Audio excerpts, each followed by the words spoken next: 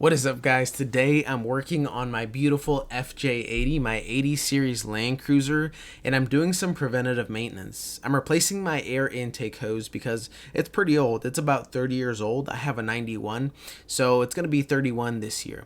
Now, if you're having issues with acceleration, let's say you press down on the gas and your engine stutters, or if you are driving down the road and you kind of feel like it's bogging down when you press down the gas, you want to check for cracks on your air intake hose because that could definitely be the culprit. So in this video, I'm going to go over how to visually inspect your Land Cruiser for a bad air intake hose.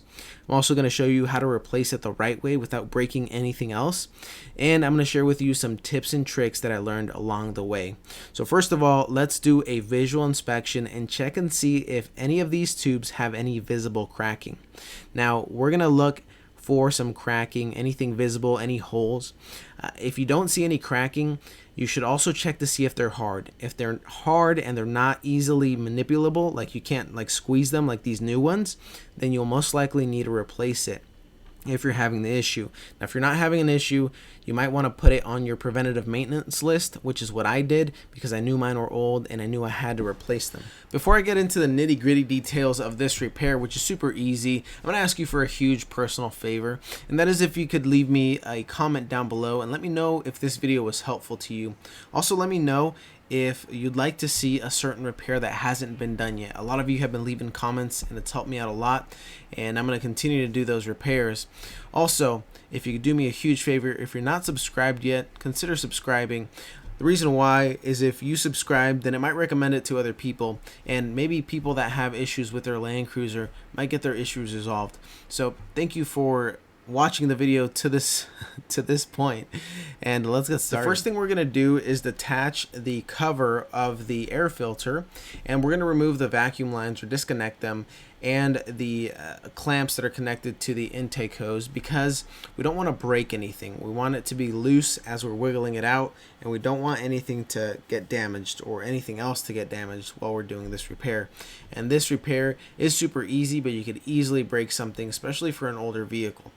After that, we're going to get a 10mm socket and we're going to loosen the hose clamps, starting with the one that is closest to the air filter. So we're going to take off this hose first. Now, I'm going to use a 10mm socket because it's much easier to do this instead of a Phillips head screwdriver, because you could easily strip these screws with a Phillips head. Once that is removed, we can go ahead and move on to the second hose, loosen it up, get it nice and loose, and then wiggle it out. Super easy. There we go. And then put those clamps aside, and you're going to reuse them for the new one. Put them back into place. Remember to have it in the same direction that you took it out from. And I'm going to show you a little tip here. If it's hard to put back, use a little pick here. I use these in a lot of my videos, and it's been super helpful just to have these around and to use them for all kinds of different repairs. So use that little pick here. I picked it up at Harbor Freight, and I basically go all the way around just to get it started, and then I push it into place. The other thing I want to say is make sure that it isn't super tight. You don't want to tighten them up right away. You want to get it nice and loose, because that way you can wiggle it around and put it in the right direction if need be. And once you have it all into place, put your hoses back, connect your vacuum lines back up, tighten up your cover to your air filter, and then now that everything is fitting perfectly and you don't need to wiggle anything around anymore, then go ahead and tighten everything back up and you should be good to go. And that's it. And then you do one last visual inspection, make sure that there's nothing missing, nothing disconnected, and you're good to go. And that's it for the video, guys. Super quick, super painless. Thanks for watching. Thanks for taking the time to leave me comments and to cheer me on. And thank you to everybody that's been subscribing recently. I'm super appreciative of that, and I feel undeserving, but thank you guys.